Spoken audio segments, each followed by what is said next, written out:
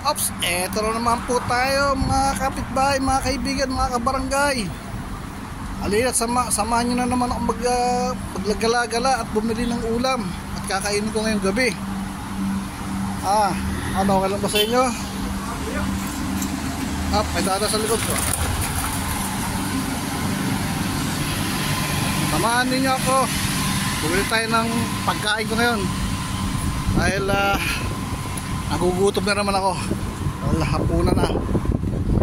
Ayun, tatapos kalalabas ko lang sa trabaho. Bago ulobas, nag-hotbat. Yun man, para mawala yung init sa katawan. Hotbat. Yun, sa hangin. Maganda yung klima. Sanarado ko na swimming pool. Nagbuha-buha. Makalak na siya. Malamig yun, medyo malamig. Mahangin. Nakakita ulit tayo dito sa may hagdanan. Yung paborito nating lakaran. Samahan nyo ako para makita nyo rin uli yung mga buildings dito. Ang ganda yung mga building dito ang ganda yung mga design, diba? Makita nyo naman ang ganda yung mga design.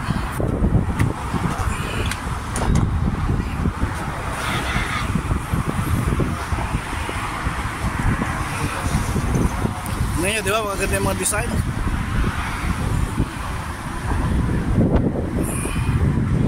Ayan o.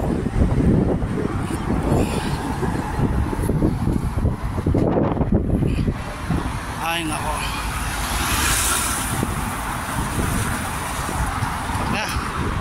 Sama na kayo sa akin. Walking tours. Walking tour tayo. Tama lang kayo bahala sa inyo. Kayo rin ang bahala sa akin. Gala tayo. Gala muna tayo ng mga gagala muna tayo. Pa isang oras. Papawis ba? Diba? Para matagtag yung mga laman-laman natin dyan. Yung mga taba-taba.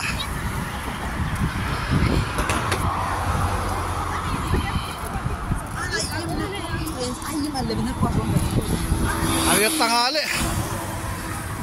Naparami yung kain ko doon sa pakbet. Naparami yung kanin ko. Kaya mabagal ang kilos ko kanina pa. Mabigat yung timbang ko. Kaya sabi ko susunod, hindi daw pwede ko bayan ng ito karami dahil tumlo yung katawan ko dahil hindi ako magano makakilos. Mana pala talaga pag tumatanda no? Kaya parami yung kain mo. Kaya susunod, normal lang kain ko.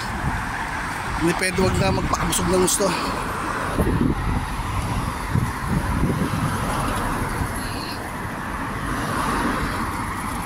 Papakabusog na ng gusto. Bagal naman yung kilos mo.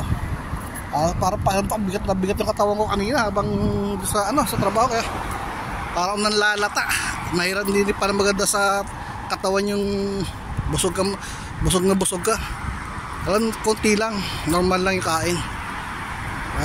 Yun ang obserbahan ko sa sarili ko. Konting kain lang, huwag masyadong papakabundat.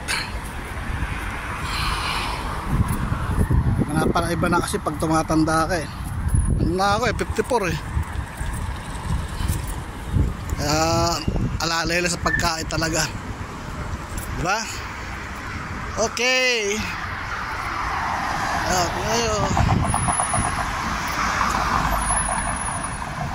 Bibili sa mga sasakyan. Siguro pag nabugbuhan niya para ang kamatis na labas-labas yung mga kabuto-butuhan.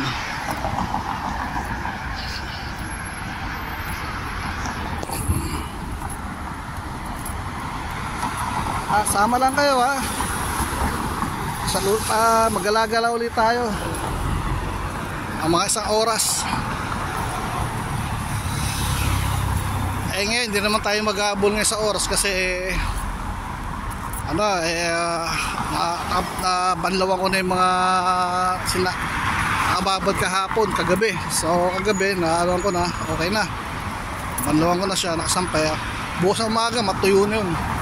So mamaya magbababad ulit hindi, bukas bababad ko yung mga damit, yung suot ko, yung mga uniforme ko, babad yun bago ko lumabas bukas ng gabi.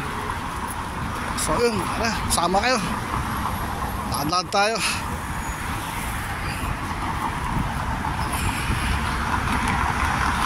Walking tours.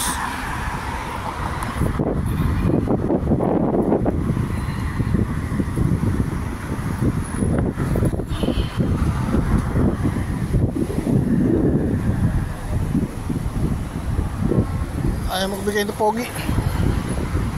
Okay lang, ayaw magbigay. Pakain yun. Tama lang kayo ha. Tama tayo ha.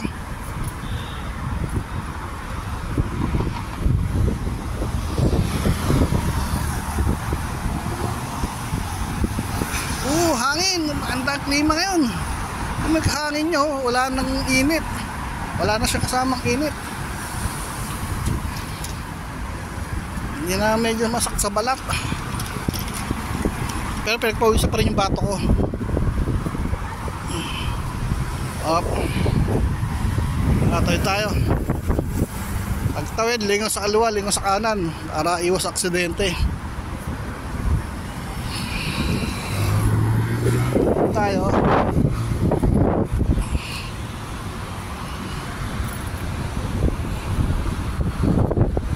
Natay tayo. Yan, parating.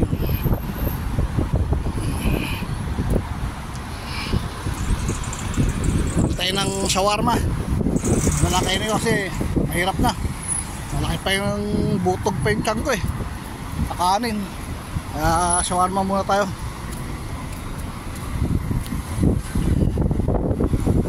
Sa shawarma lang okay na. Ano na. Hirap din yung matulog ng busog na busog.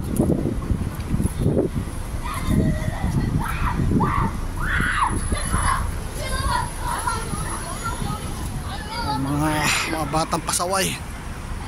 Dito ulit tayo sa Eskinita. Liwanag naman dito eh. Diba? Liwanag naman eh.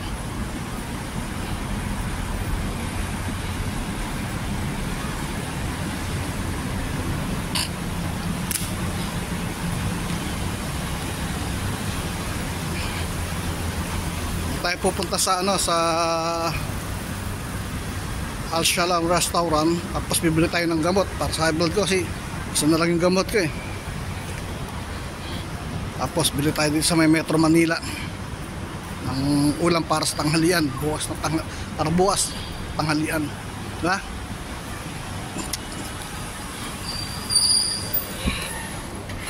Ayun lang.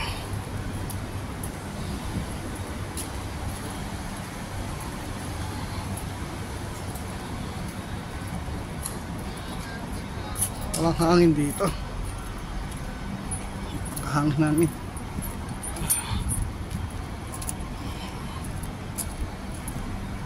Dito tayo.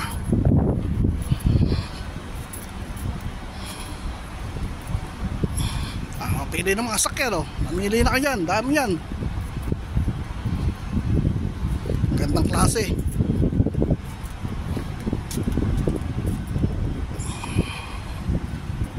Pili ng mga sakyan oh. Mili lang kayo kung anong gusto nyo dyan oh. May mga nakaparadang sakyan. Sa araw wala lahat yan kasi ng mga nasa trabaho. Pag sa gabi, dami na, siksikan na dito, nakakaparada na yan. Bukas umaga, pasok ka naman yan. Magilan-gilan lang matitira dyan. Ayan po.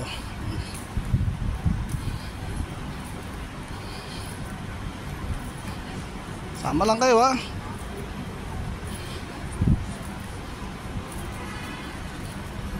Kaway-kaway naman kayo dyan pag may time.